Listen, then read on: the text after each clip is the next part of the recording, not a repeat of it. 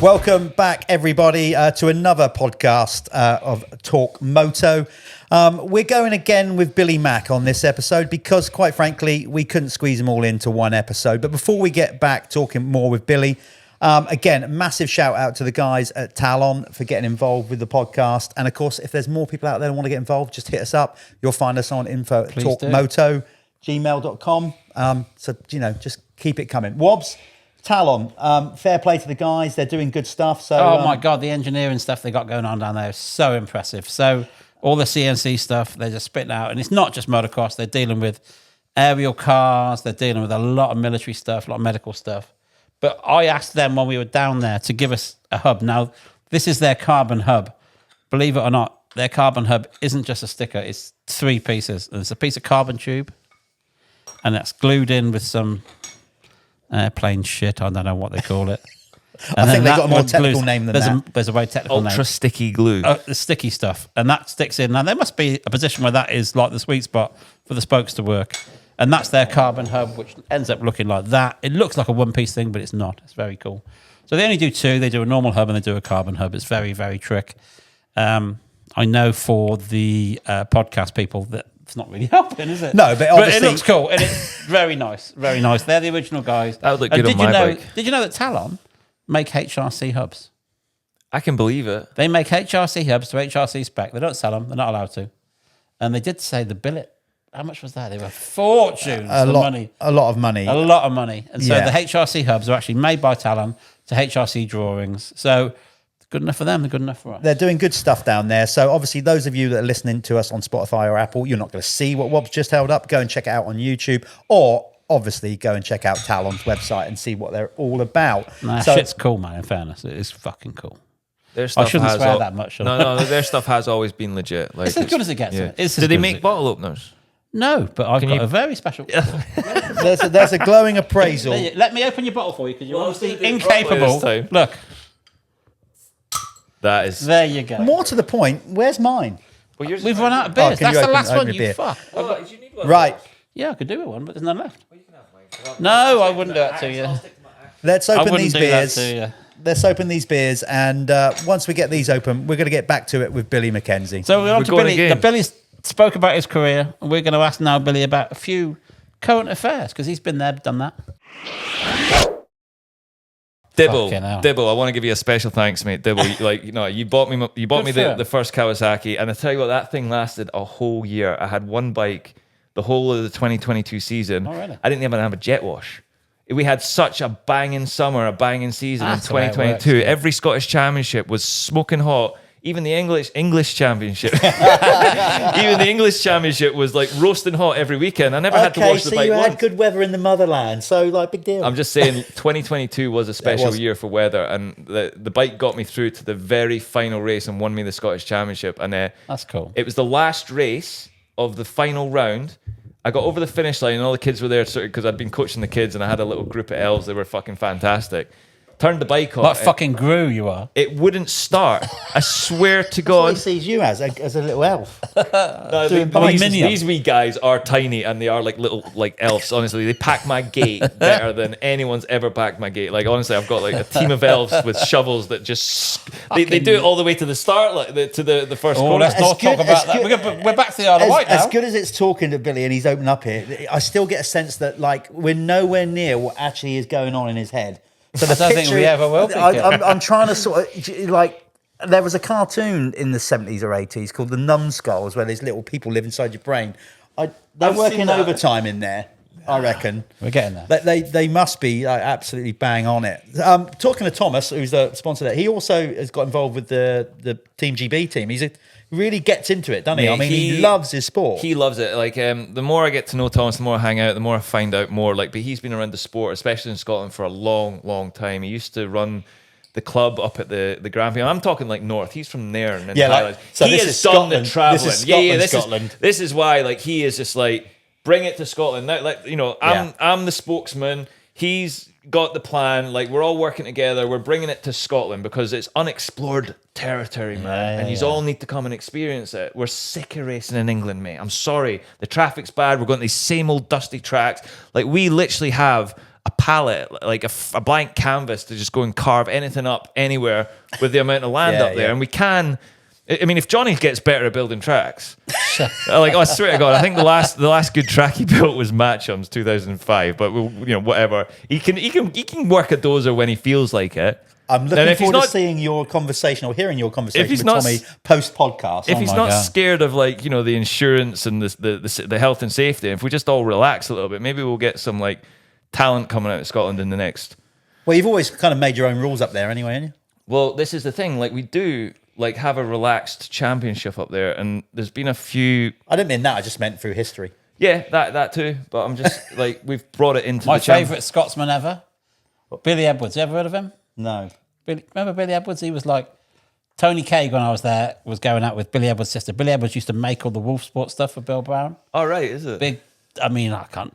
And we went to Fort William to skiing place. William, yeah, and we got into this bar fight. And there was like 6 of us, and we were fighting. I don't know who it was.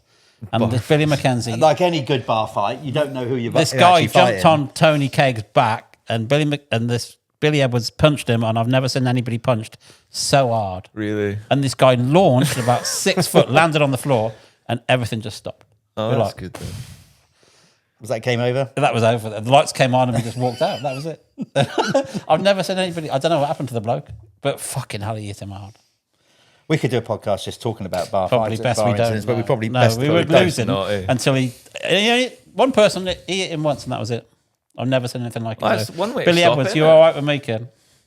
Just one punch. Just one punch. Placement. You must have had some dust ups in your time. I'm not on about in motocross, school. Really? No, have you not? You're a lover, not a fighter, Billy. Well, he is a bit more now. What? You've never been confrontational enough to have a fight. My nose is too big. So if you punch me on the nose, I give up. I'm like, that hurts. So like a shark, basically. If you just if you get in a fight with Billy, bop him on the nose, it leaves him disorientated. I had one fight in high school, and it was because he was. Who won? Probably him. He headbutted me a load of times. So this is how it happened. I'll keep it short. Scottish, that's what you do. But the guy who got me started in motocross, he was picking on him at the high school. Like, I'd literally went to high school with my pal, and I could see him in the corridors just like picking on him. I was like, mate, tell that guy if he's gonna fucking give you any more shit, I'll batter him. But mate, that was the worst thing I ever did. He's got like 10 mates, and mate, every bloody day I was dealing with these idiots, and in the end, I had to just keep it up. And eventually, like the guy came over to me. He's like, "What have you been saying, mate? Like, you want to have a fight?" And I was sort of I was like, "Shit, he's right in front of me." I just jumped up and got him in a headlock and started scrapping with him. Correct. But we ended up like tugging each other's shirts, and he literally threw the head in me like a couple of times. I went home to Big Bill. Oh, I'm sure Big Bill had an opinion. Oh, yeah, of course. He was like, "I hope he came off worse than you." I was like, yeah. He's got like loads of scratches down his back, but really, I had the black eye, and you know what I mean. I was pretty swollen up.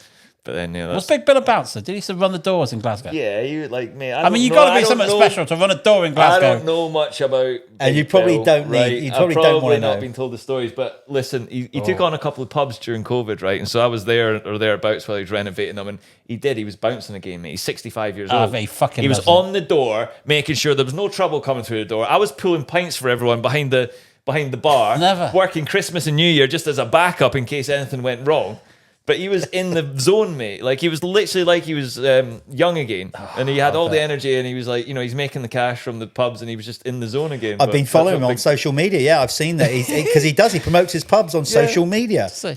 We need to get up there. Maybe we could do one from up there. Well, if you want to come up for a scrap, you don't want to be fighting. Bring your boys. Listen, fighting. That's why I was making a kind of a joke with Carlton Husband and Brad Anderson, because there's an old Beano or a Dandy. Did you ever read the old comic book? I can actually tell you. I mean, I've read a Beano in my time. I've still got mine. There's a comic strip called somewhere. The Jocks and the Geordies. It's about them always just having a fight. And this is basically what we do every weekend at the Scottish Championship. The Geordies come up and have a go, and we like go down there and have a go. Excellent. And it's becoming a good thing. You know what I mean? The Geordies are actually like, right, let's go and have a shot, because like, we want to win all this silverware and all these jewels that Scotland's offering, these like historic, prestigious trophies. They want their name on that because it's prime. Like, they're all Scottish so far. Martin Barr's the only guy that's on there that's not Scottish. Not Scottish. And if Conrad keeps up his we're not going to see that trophy for a long time, eh? I've got to say, for somebody that we were talking numerous times throughout the last year or so, saying that you've kind of, you've grown up, you've chilled, you've mellowed a little bit. It doesn't feel like it. No, not when I'm here sinking beers with you guys. Like this is, I've been waiting for this. Man. It doesn't. Keep that microphone an inch and a half in me movie. I know, like I like moving it around. So let's talk about growing up, and I think Australia. Oh yeah, we're bouncing around, kid. We are bouncing around. We're almost there. I want to know more about Australia, not the racing. What influence Australia why did you go to Australia? Why? Had on you as an individual, not the racing, the country. Right? So I went traveling because, like I said, my ex-girlfriend had went traveling, and I was just so jealous. I'm like, oh, I want to do that. So the moment I had a break in my calendar, the season was over. I think it was Donington Park, Nations. I knew that was the final race. So I had an offer to go race in New Zealand from the Taupo Club. They're like, can you come and do the international here? We'll pay for your flights. You can bring a mate. Like, we'll give you bungee jumping. Like, just come and like do this race. So I'm like, hell yeah, free travel. Yeah, why not? Yeah. Why wouldn't you? Yeah, that's when the 2009 season kind of messed up. We had the brand new Honda that was undeveloped. I had a hard time setting it up because basically I jumped on Coppin's bike, and he's like literally world champion potential, Yeah. I literally jumped on his bike and it was like butter. I'm like, hell yeah. But then I had to set up a whole new 09 Honda, which was a tank and a bit. 09, is that the year that Italian race was like muddy? What race was that? Yeah, but remember, I think you were the shortest person ever to wear a pair of fully prepped goggles. You pulled in, got some fresh goggles on. Before you hit the track, you took the fucking things off again. No way. Yeah, you got filled in by somebody. It was muddy as a muddy thing. I couldn't even get around. I do remember. So bad. The thing about that race is in qualifying, the first free practice, I pulled it on this new Honda. I was like, hell yeah. Like, and that was the first round. So I'm like, I'm in with a shot of winning this thing again. I'm like, I could go do this. But I had fractured ribs at the time. I was knocking back these like drowsy painkillers and panicking that weekend. I didn't have enough stuff. But that's what happened. So basically, I came back, had a stinker of an 09 season, loads of reasons which I won't bore everyone with. But that's when I'm just like, man, like I was out of a factory contract. My Honda contract had expired. The 2-year thing was up, and I had no results. And I was searching for a ride. And like, then you ended up with Kawasaki though. No, this was after. This is after. Yeah, this is Kawasaki was 07 with Yandy Group. And then 08, 09 was a factory Honda contract under the CAS banner. Those were your lost years, Wobbs. That's okay. But that's when I was hanging out with Danny a lot. Yeah. No worries. That shit's all very milky, all very all that. Like you go in and out of consciousness a bit. We'll guide you through that. It'll all come back to you in a minute. So that's how I ended up in Australia. I had a stinker of a year. I had injuries. I couldn't get the bike working. And the thing about it is I was on a full factory bike. I had the magnesium forks. I had everything, and it didn't work. I didn't like it. It was the mistake of thinking all the factory parts are going to work and be don't amazing. Work any better. You got to make them work. I struggled so hard at the start of the season. I was getting so much arm I couldn't ride. Eventually, Cedric Malott, who was my teammate that year, he went back to some factory just A kits, and I went out to Belgium and tested them, and I was like instantly 6 seconds a lap quicker. 6 seconds. 6. And then I went to Valkenswaard like the very next like weekend and like led both races with the Rover on the 09 Honda, and I was like, right, I'm back. Like, this is the feeling I need. And so that's when I started getting going again. Like, my head was always in the game. I was always like, right, I can win. Like, as soon as I'm comfortable, I'm going to win. We went to Portugal, and in qualifying, I was up on the first section, and one of the tailtops, I came over and I just lost the front. And as I went down, I caught my thumb and just ripped all the ligaments clean off the bone. And then that was it. I was just like, for 6 races after that, because I had a factory contract. Hold on. Yeah. Because I had a factory contract and the money was coming in, I'm like, I'll tape this thing up, I'll screw it back together, I'll put some, like, whatever. So I was having local anesthetic injections straight into, like, the joint. And then I was taping up the best I could, and I was, like, going out there and riding until I couldn't ride anymore. And it got to the point where I'm just like, I can't do this anymore. I'm actually going to give up £40,000 and just go, get surgery. You can't do it, you can't do it. I couldn't do it, not at that level. Like, I'm racing Corolla. I remember it was at Belpuge. I got the whole shot, and I think I led for 25 minutes and pulled out like a 10-second gap with my thumb. I couldn't even feel like this part of my hand. And eventually Caroli passed me and I get 6th, and I'm just like, you know what I mean? Like, I have the speed. I've got Hold on, you were leading and Carioli passed you and you got 6. There's 5 other fuckers got past you as well. Is that what we're talking about? Yeah, pretty much. Oh, I'm just saying. You only mentioned one. There's one thing that kind of like frustrates Kick me about. Down, Wobbs. There's one thing that frustrates me about that 09 season, or basically some of it is. It was a good bike though. It turned out to be all right in the end, yeah. But that was after a load of like testing at the start. But basically, all my sort of best moments aren't really captured in the digital vault. Like they always cut to like the end of the race. Yeah. Like there's been so many races. If you go back and look at laps led MX1, I'll be up there. Yeah, I would be up there with laps led. But there was always a point where I'd just burn out, or I'd like just because I never knew how to pace myself, I'd just go as hard as I can and just. I remember you you'd be up there leading, and you'd make one mistake, and then shit would go wrong for like 3/4 of a lap.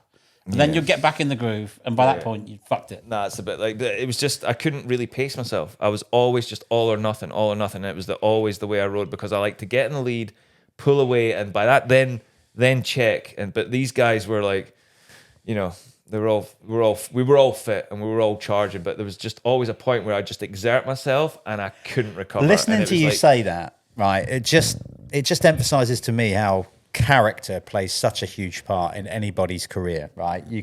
You are who you are, right? Like you said, you're I couldn't control. You're all in. You're all in, or you're not. The gate drops, and I'm in it. I'm in the zone, and if I could get to that sort of that flow state, where the breathe, you'd have to remind yourself to breathe. See the times that I did remind myself to breathe on the jumps and this and that, I could make it through to the end. And one of the things was my first Grand Prix win in Spain. Like I did that, because I knew I was in the lead. I got a bit nervous. I'm like, holy shit, you're leading. I'd finished 22nd in the first race. Yeah. Then all of a sudden I get a top 3 start and I make my way around the first 3 corners and I'm like just edging away. I'm like, holy shit, I'm leading a Grand Prix. I need to breathe. And so I did. I remind myself on the tabletops, in through the nose, out through the mouth, and I made it to the end. But there was sometimes I just. But most people, when they say they have the win, or all of a sudden it clicks, they all say it's easy and it just goes in almost slow motion. Yeah, and that's true. I've never experienced that. That's the Zen thing, isn't it? That's when you can't replicate it. It's like the red mist when you have an all inhibitions go out the window, and you get people say, "Why don't you ride like that all the time?" Because I can't. You can't do it all the time. Look at I don't know if you watch boxing, but I watched Fury and Ngannou, and he didn't have a best match, and he says you can't be your best all the time. No. You just can't. You know what I mean? And it was a close match, but he won. You get through it. It's like, but this is where I was mouthing off a little bit on social media, especially before the vets.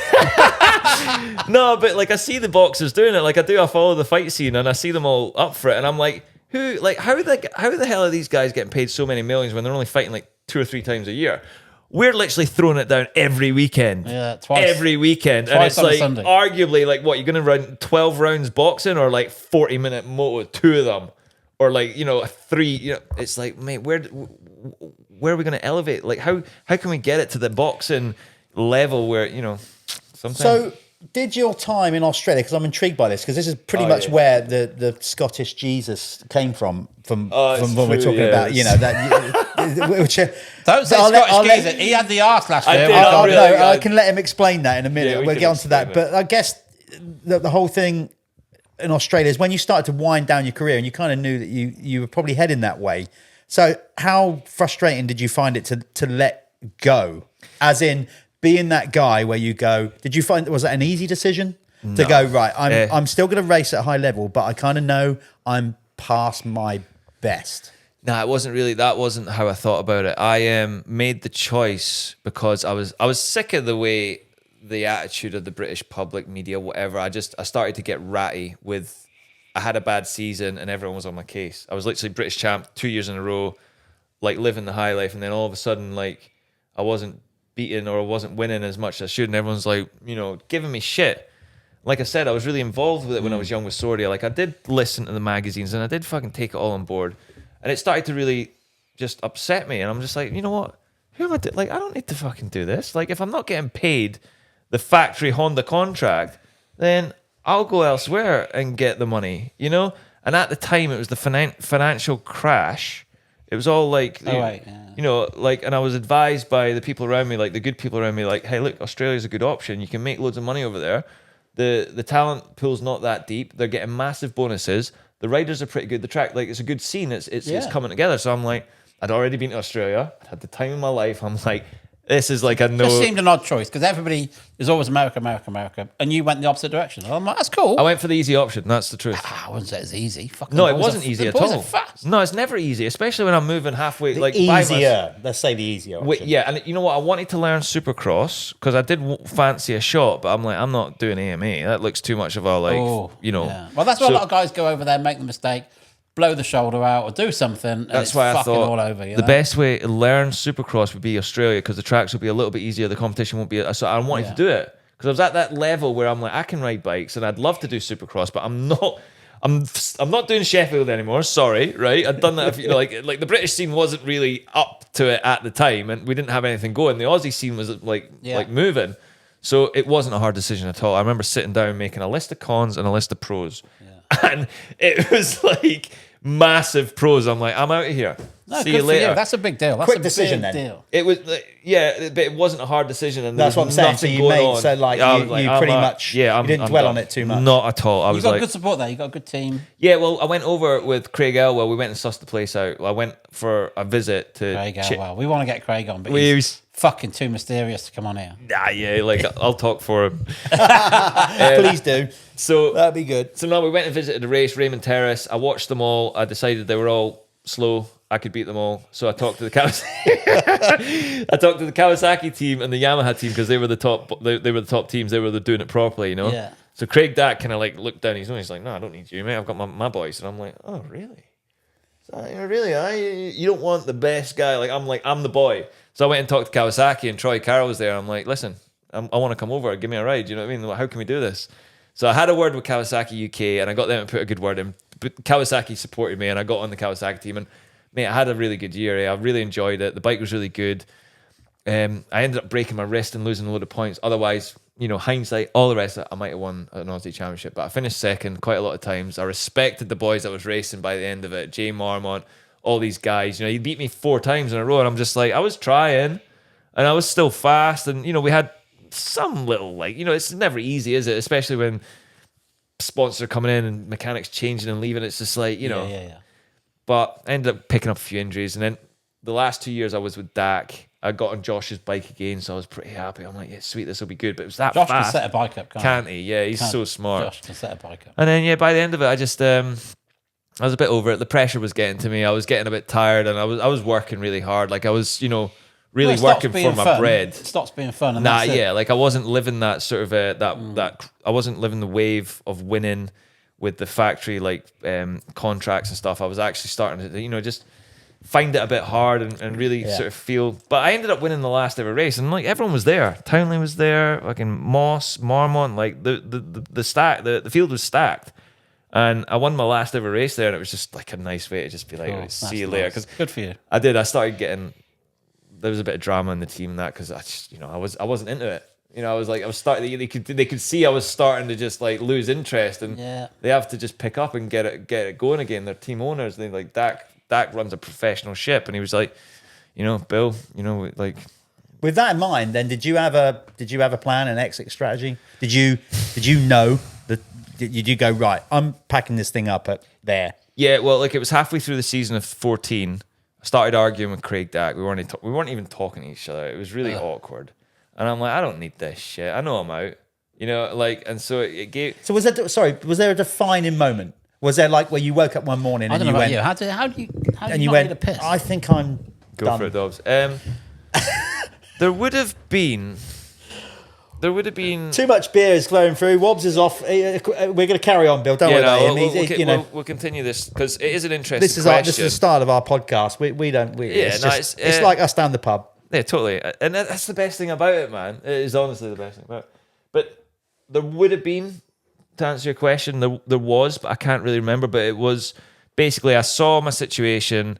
I was, I'd finally got myself a really cool house in Byron Bay. I was living there. And I said I'd live there, and I was. Years later, I've literally got a house. It's cool, lads. And I was doing it all up, and I spent, a lot of time, a lot of money on it. And I was doing cafe racing. I was looking for a way out. I was like, what am I going to do when I don't race motocross? I was actually sick of the traveling in Australia. What age were you then? 30. Yeah, so you're getting 2014. Physically, you're starting to feel it. A little bit, but it was more people telling me that you're done when you're 30. It was this industry standard of I don't mean physically. I meant, sorry, as in your fitness. I meant aches and pains and things like that. Just all of it. That was, actually one thing that you've just reminded me of that year is basically, we started the year off on a bit of a slug bike because Dak hadn't got his shit together and put it to the dyno. We had a bad first round. Then he's obviously realised because we didn't get off the start, chucked it into the Vortex guy. We've got it back with a 10% increase in power, like over the whole spread. I've went out, threw myself down the track because I've lit it up coming out of a corner and the thing's just high-sided me and I've literally landed on my fucking face and my boots have come over my head and like cricked my back. And we've eventually found out, like probably years later when I was having x-rays on my spine, that like I've had damage. Like I cracked a vertebrae and I finished the whole season. Or you did it then? No, I did it then. Right. But then still finished the whole season on this Yamaha. And it was like tough, it wasn't fun. I was like stiff and struggling and I was just trying to get through it because obviously I needed to get the pay rise. I got the house to finish. Like I had too much going on and I started to fry my brain a little bit. I was doing everything and it was coming to the end of a 5-year stint in Australia on the other side of the world. I was actually quite emotionally, physically just like thinking, I don't need to be doing this anymore, man. I'm not making the money I used to. I've had my thrills out of it. I've got everything I need from it. I've went and won my last race. I'm tying this up right now. Like, good enough. I've had my time here. I'm not gonna and it was a factory ride. Like Dak's team was the only team to be on over there. Yeah. And when I knew that it wasn't gonna go for another year, I was like, I wasn't gonna go to some B grade team and try and get back going again. I'm like, you know what? I'll leave with my head held high. I've just won the last race. See you later, Australia. I won the first race and I won the last race. You know what I mean? I didn't get the championships. Jay Marmont was a solid contender and a lot of people raced that championship really well. But in the end, I had a good time. I met loads of people and I experienced a whole other land.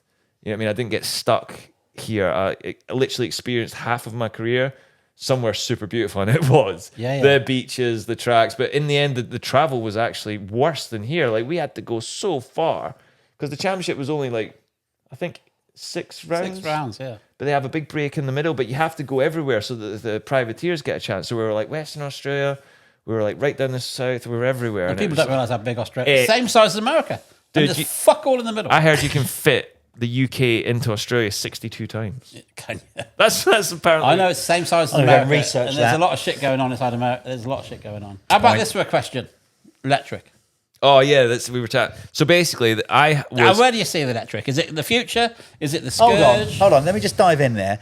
We're saying we're going to run out of time in this one. We're going to wrap it up. And then you've gone and thrown him that question. Oh, you can always put it on the next one. I'll give you within 5 minutes. Listen, I'm pretty good. Yeah, right. So basically, I swore I would never ride an electric bike ever. I'm that'll be the end of my racing career. I'll never ride an electric bike. You ridden one?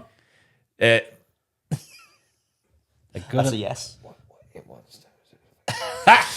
Yeah, but that was ages ago. That was 2015. Anyway, no, listen, I said I'd never ride an electric bike, but when Honda showed us that factory one with all the... Yeah, you know what I mean? It's and then I started imagining the gearboxes that they must have in it, from the MotoGP, technology. Yeah. I'm actually, these are going to take over the 4-strokes, the same way the 4-strokes took over the 2-strokes. Yeah. It's done.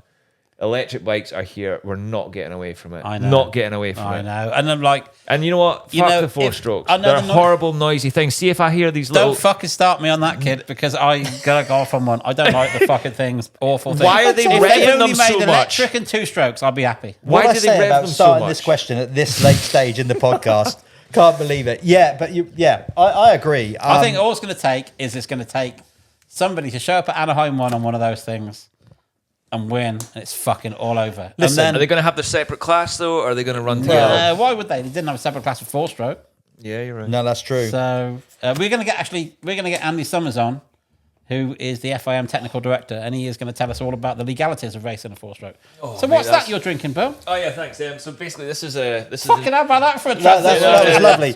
Apart from the people listening to it, don't have a clue as to what you've just teed up there. What's that bottle of clear fluid you're drinking? Well, listen, you can find this in all major UK supermarkets. Seamless. This is literally the new energy drink on the market. What is it? Talk to us. Monster, Rockstar. Just forget it. Just start drinking your active 9.0 water. This is pH level. This is just so good for you. That's the good Lord intended. It literally balances God bless you. all your red blood cells. It keeps you hydrated, and you just are never feel depleted or dehydrated. You're I just feel bad drinking beer now. well, you have to balance it with some active. So active with a pH at the end. It's pH balance. That's the whole point. Everything's Active. labeled active. Yeah. You'll see it on it's in M&S, Tesco, Sainsbury's. We've got this thing covered, mate. There's good things happening in Scotland. Where's that source? Scotland? I don't know where it's sourced. But I'm invested in it, so buy it. Right? It's been filtered from thousands of years through Scottish mountains. It's got the good stuff in it, right? So just keep drinking it, right? Thanks for giving that. I thought I'd give you a chance to promote your shit. I got to get hydrated after those beers. I got my right buzz on. So what do you see the state of play at the Grand Prix? You know, some of the flyaways, 20 guys on the line. I mean, is it a paid thing? Is it there just isn't the depth of talent? Is it too much national stuff going on, so there's no incentive to go and do the Grand Prix? What's changed? What has happened? Listen, I bowed out of that scene a while ago. It wasn't for me. Like in 2009, I was done with it. I was finished with it. Like the schedule, it is just intense. And the tracks that they're going to now, I just don't like. I don't even like watching it on TV. No. Like I remember, like I think it was Qatar. Is it Qatar? I just looked at how fast and like they need to slow shit down. If you want my opinion on tracks, like I've been bitching to Johnny about it all year, but we need to slow the tracks down and make them more technical. These wide open bombing around, scrubbing everywhere. It's just it's boring. It's not technical enough. Everyone can go fast. I mean, if you really want to hear what I have to say about it, like that's where I'm at. Like I might be old. I might not have that sort of heart rate to run that like super fast pace and throw the bike sideways and corkscrew it on every single jump. I'm like, it's just mind numbing, right? I don't like it. Listen, if we want to go back to Oakhanger this year, like I had red plates, mate. I had red plates 2-on-1s, mate, because I thought, hey, listen, if we're going to Oakhanger, I've got a chance, mate. I used to ride around that place like common for years and years. We produced WFO, remember, on the video Moto. That's where we went there. That's where me and Alex went and filmed Billy and the really 17. But amazing. All I'm saying is like people are getting too happy in their dozers these days. The tracks have changed. Like we need to bring back some kind of Starcross style. You know, that Italian Starcross race, like where it was like McGrath, everyone got Fast Cross. Fast Cross. That was a good race, man. That was a good race. You know, that's where it needs to get back to. We've went bombing. Outdoors. We've went bombing into this oblivion of like flat out scrubbing nonsense. You know all what the jumps are safe. You know what my most hated track section is? A rhythm section. I don't like waves. Rhythm section. You got to go the same speed. Unless you're surfing them. You go too fast, you overjump stuff. You go too slow, you underjump stuff. Waves. So let's just put a section on the track where every rider's got to go the same speed. Bring what back the fuck's the point in that? You said that you're getting old. I'm going to show you some proper age now. Just bring back a decent, good old ski jump where just the most you can just launch to like the fourth well, you bump. do. Hold on, Johnny Banks crosser. Well, you do in practice when it's flat, but as the track gets rougher, as you said, jump to the bump. start. So the good riders have got the courage to go longer and land in. If you're in the carrying bumps. the speed and you're running a higher gear, the track actually sorts itself out. If you leave that's where if you absolutely just leave it, about it, he can literally jump from bump to bump to bump. And you know who one of the best I've ever seen. Now, this is a random thing, is Hawkston. You know, you go up the hill, you go across the top and come down, and there's that, it's like a tabletop, but you can overjump it easily. Rob Andrews was overjumping that and landing in the braking bumps every fucking lap. Now, credit where credit's due. Yeah. Well, so anyway, current state of the Grand Prix, I don't like the tracks. It really, I actually remember sitting on the line with my damaged ligaments in my thumb just thinking, I don't want to be here. It was Ernie. Oh. It was Ernie 09. And I'm like, I was on the start line and I saw... If you're Ernie and you don't want to be there, you're in the wrong fucking sport, man. Oh, I don't know, mate. That track was... Back when I was racing it, just the basically jumping down the hill side by side with people, like, out those ruts, and I just wasn't feeling it. I was having a bad year and I just, that was one of the moments where I'm on the start line, I'm just feeling, I don't want to be here. No. But anyway, over the course of the Grand Prix seasons, as I was watching back from Australia, I could just see the tracks getting put to Indonesia.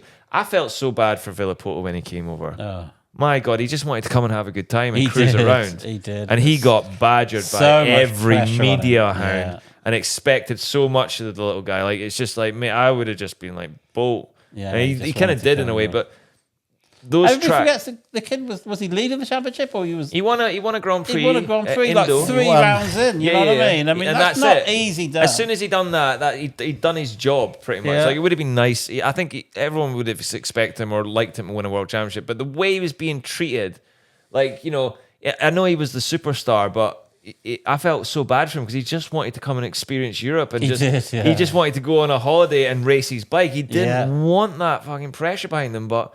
See, he was getting asked the same question Americans, like 5 times every start. Americans had done that prior to him. Obviously, people like Trappist Parker that came over because he wanted to experience it, but didn't have that same spotlight on him. You know, and Ryan was under a lot of pressure. I'm intrigued to find out your answer to this question. So you'd finished racing, and you're watching GPs, you know, evolve. Did that detune you even more from the sport? That you kind of packed it in, and you were doing what you were doing. You want racing, but then you were keeping a loose eye on GPs and just thinking, oh, I got no interest in that because of the tracks, is what I mean. You know what? There's another thing as well. Air forks. Like, swear to God, mate. I was watching, dude. Like, I was watching everyone struggle, and I knew the struggle was real because I'd tried to ride with them, and I'm like, how the hell can you? And dude, that's actually one of the that stopped me, like.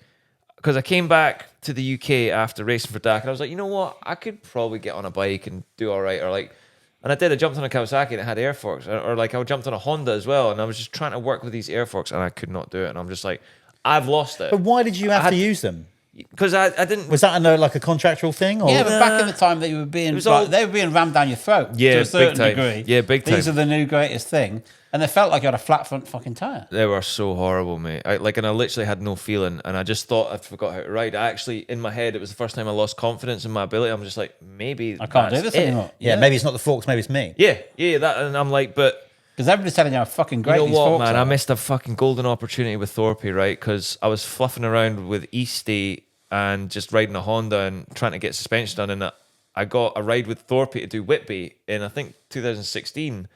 On someone's bike, and so basically I was thrown onto one of Thorpy's bikes, done a British round. No, it was another British round. I don't know which one it was. It wasn't your one. It was it was back in the day.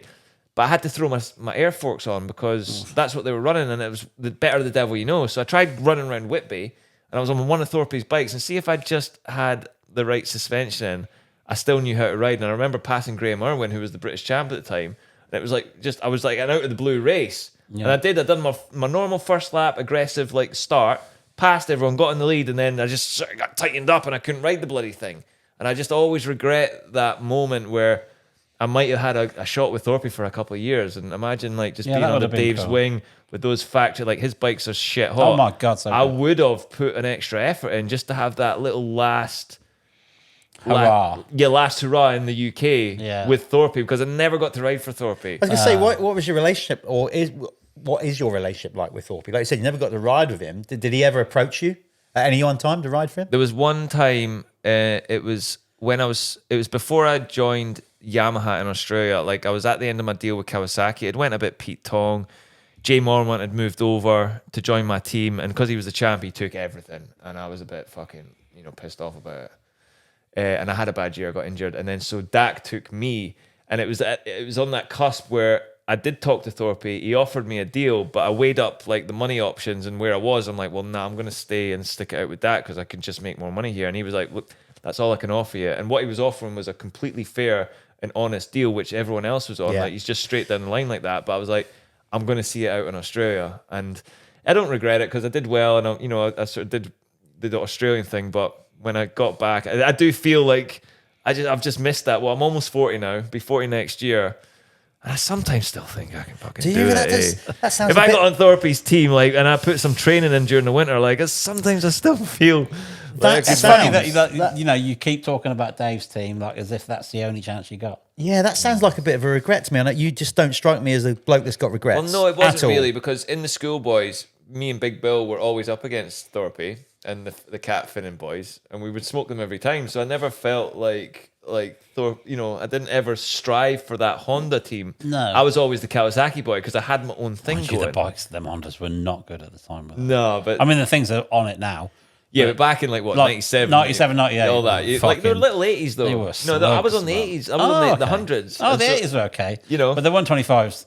Yeah, exactly. I was on Dixon at the time. Yeah. So when I was comparing... I was living with Sheik at the time, and them Hondas were they were just... Even the factory ones. It's the aluminium frame, though, wasn't it? It wasn't good. Yeah, exactly. So, no, look, I think seeing the way Thorpy runs the team with the 450s and how fast Ryan and they do. Oh my God, they work. Them bikes are good. Exactly, they've got them tuned in perfect, and so yeah, that was one thing about Thorpy. But like Thorpy's really cool. Like he really loves my Vet's attitude. Honestly, I've never seen the boy smile so much. Because I only know Dave on a professional level, and I think he just loves my swagger.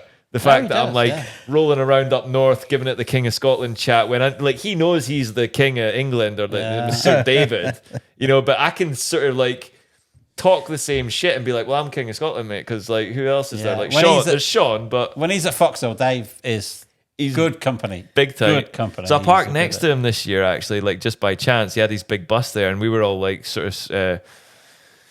We were at the front row with Team Scotland. It was a bit of a jumble sale, felt like, but Thorpy was there like promoting his book, and it was just good to have a little bit of a crack. Gotta say, and all the times I've known Dave, all the down the years, it's the first time I've seen him half cut. Actually, during the event, not post event. No, I was doing a little piece to camera for DocWob TV and bits and pieces and Dirt World, and then he just dived in front of the. I've never seen him do it before. Half cut. He likes to drink. Yeah, he was having a. He's got proper tattoos and everything as well. Eh? Like Does he? Oh, I never knew Someone that. told me about this. Exactly. Oh, yeah. The consummate professional. We know about you, Dave. Mate. So anyway, this is a good transition to the trophy chat, by the way, because he was one of the main people that loved what I was doing with the trophy up on stage. Explain the trophy chat. For What those is the people that trophy have no thing? idea what you're talking about. Listen, right. man. Come on. So look, I got lumbered with this old trophy. I'm not like, my emotions. Being lumbered. What trophy? Like Scottish National Championship trophy? Yeah. The 2022 Scottish MX1 National Champion Scottish Championship trophy. Yeah. That's like dated back to 1955. It's possibly the oldest known motocross trophy in circulation. This is what we've come to realize. So, basically, my attitude towards it was a bit skewed. Blasé, maybe. No. I'll tell you why. It's because I won this championship, right? And the whole 2022 season, all I knew is I had the red plate. I didn't look at the points once. Not once. I wasn't interested. Anyone that tried to tell me, I'm not interested, mate. And that was the God's honest truth. I didn't care. And so anyway, the whole season, I didn't even look at the lap times. And the whole season, apparently, my name was spelt wrong. It was MCK. Oh. And I just didn't care because I didn't even look at the lap times. So anyway, I got the presentation with the SACU. Like, I like to chat it up as well. Like, basically, I've never seen this trophy, but it's special. It's a unique trophy. And I like to just laugh that they've kept it locked up in these dungeons at the SACU offices. Like, it's at a military place. So anyway, I get presented with this trophy, and I'm quite proud. I've went there with my Mackenzie tartan tie on. I've got my checkered trews. I'm fucking ready for an SC. Fucking Donald. Yeah, probably. So anyway, I went up, collected my trophy, and I've looked at my name, and they fucking engraved it wrong, haven't they? Spell it wrong. Oh my God. Oh, heartbreaking. Yeah, exactly. So from that moment, I'm even I'm struggling to fathom that. How can you spell Mackenzie wrong in Scotland? They missed the A. This is what happened. It was MC. Oh, I get. Okay. You would think I it would thought be you meant Billy they went on the Mac. spelling. I've been Billy Mac my whole life, and I don't And you know what? I blame Stuart Flockart, mate. He was in charge of getting the engraving done. He's known me his whole life now. It almost feels deliberate. How does it feel under that bus, Stu? Anyway, look, it definitely got me off on the wrong. I'm just like, oh, really? Like literally, I've done probably the most for Scotland in my career. Like, if I'm running the Scottish flags on my arm, I've been and done it all over the world. You know, mate, this is a really cocky and arrogant thing to say, right? But everyone knows I'll be saying it with a bit of tongue in cheek. That trophy has been mine since about 1998. If I'd stayed in Scotland, my name would have been on that of course thing. It would, yeah. You know, they kind of know that, but and so I'm not sure if it was I felt it was deliberate. I'm like, you spelt my name wrong. And so anyway, it got put a chip on my shoulder. I'm just like, well, what the fuck do I do with this dusty fucking old tin? You know, I was like, what do I do with it? Do I drink out of it? I don't know. So anyway, I had a bit of a warped attitude towards it. It was like sitting on my kitchen table and everyone was making a big deal about it. And, you know, I was like, well, I wasn't actually being promoted the way I thought I should be, to be honest, after being Scottish champion. I was like, what have I done all this for? Like, I'm not even getting my picture on the Instagram. Like, who's running this show? So I was trying to get involved and I was like, trying to like get it going. And in the end, like, no one was really reacting to me. So I'm like, well, I'm going to go and like promote it myself. So that's when I came to the Foxhills and I had it with me. I remember on the stage. And that's where Dave like loved the crack. Because I mean, who does that? Like, who's carrying an old bloody vintage trophy around? Like, it's priceless. Like, they were all, you know. Did you? Well, you obviously heard about what happened. I'm trying to read between the lines of what happened. Listen, look, I don't want to get too into it because I don't want to throw RV under the bus. But that dirty little leprechaun, I saw the glint in his eye when I had it on stage with him, man. I don't think he needs another trophy. I think he's got enough. But he's obsessed with them. Like, he's got enough, but how much is enough? Sorry, are you? How much is ever enough? Am I getting this straight? You're actually accusing 9-time AMA national champion Ryan Villopoto of stealing the Scottish trophy. Is that what you're saying? Am I reading that right? I just want to clarify this. I just want to make sure we know what we're talking about. This is a question, like a politics question. Like, we want a simple yes or no. No skirting around. What happens behind the scenes between the riders? You know, I got it back, and he knows, and Brad knows, and we're all, you know. I had to send Brad over to Southwick. Like, basically, I got an invite. To do this Vets race in Southwick. Oh, yeah, Keith Johnson. Yeah. And I had to turn it down because I had commitments to the Scottish, which ended up not really happening. But Brad went over with Vosey and Nev. He runs a good track. That Southwick's a good track. Yeah. Like, I was gutted I didn't go. But basically, I sent Brad over there on the orders for the Scottish Championship to go and retrieve the trophy. Because, like, I was, you know, I had it under my pillow that night at the Foxhill after taking it on stage and showing everyone. And I just had a feeling, mate. It was the way Ryan looked at it. You know, if he wanted it, he wanted it. You know, he didn't turn up. He was scared to race, weren't you? Weren't you, Ryan? You were scared to turn up. You're like, so Brad has a way of like getting what he wants. You know, he done it last year. So I thought, who better than the guy that beat Ryan last year to go and fetch the trophy back? So I sent Brad over there. I was like, listen, man, I don't care how you do it, but I need that trophy back because I am going to be hung and quartered like William Wallace back in the day. Yeah. Like, these guys are after me. Yeah, like, the police are going to... So I said to Brad, I was like, mate, I don't care how you do it, but just get that trophy back for me, right? And I don't know how he did it, but it did. He went over it. Good enough. I don't think it's the best pre-race preparation to sleep with a big trophy under your pillow. But mate, I was obsessed by it some days. I was wondering, he did ride like he had a bit of a crick neck. He did. You know, can I just interject at this point with my favourite Thorpy story? Mm-hmm. Is that a problem? Mm-hmm. Not a problem for me. No, 1988, Hawkston Park. I was what year? 88. I'm going there now, Wobbs. Very much a rookie mechanic for Rob Andrews. I haven't got a fucking clue what I'm doing. Some would say nothing's changed, but I didn't have a clue what I was doing. So anyway, we're out in qualification. And you know what it's like. You go up the hill, you come out the gate, go up the hill, and the first time they come past the start finish is when the first lap starts. And Thorpe's in our qualification group because he's been injured all year. World champion the year before. He's been injured all year. He wasn't world champion. No, world champion 86. 87 wasn't the best year for him. He got injured. Anyway, so he has to go and qualify. First time we've ever seen him have to qualify. British Grand Prix, big news. We're up there really early. Bike's still dirty because we want to get out first because the track's only going to go slower because it's awesome. Yeah, totally. And so we're out there. Thorpe goes out. First out. Keith's got him up there early. First out, up the hill. Comes past the start-finish line, flat out, does one lap, pulls into the truck. Pulls in back. We're like, oh, what the fuck's the problem? Like, he's still hurt. He's not ready. Next thing, he's back in the mechanics area in his jeans and t-shirt. We're like, what the fuck's going on here? We're probably 4 laps in at this point. We're all huddling around the timing screens and everything else. And I remember somebody saying to Dave, so what's going on, Dave? Well, you're not... He's like, if that's not fast enough, I'm not fucking racing. And did he, the lap time... He won it, yeah. He was faster. Yeah, he just went out, one lap, fucking good enough. Went back. Whoa. Let's cool talk about as that. Fuck. Would you do that? Cool as a cucumber. You can edit that in. Well, I kind of did it this year at the VMXDN. Yeah.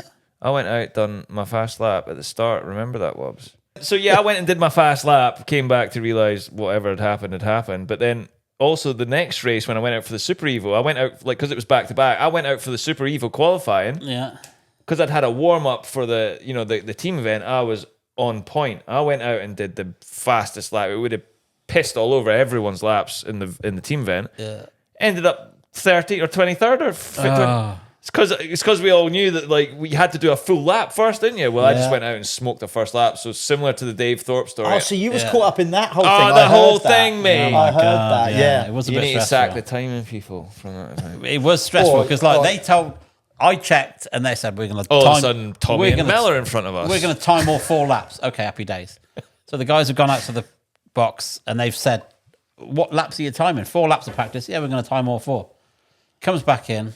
He does Brownie does a fast first lap, pulls in, adjusts his forks or whatever, goes out second lap, the third lap slowish, does a fast 4th lap. They've only timed the second and third laps. Yeah, what the fuck? He's like 38th. Brownie is full on, walked past me, bright red face. Fuck this, I'm going home. And I believe him. The dude's going home. Yeah, he does. No, he's 50. He's in Finbar's truck and he's fucking getting changed. And I'm like, he's had a torrid time on the 125 because it's blown up in practice. He's 40th gate pick there. He's 38th gate pick he's having a rough weekend. Yeah. And he just can't get in the groove.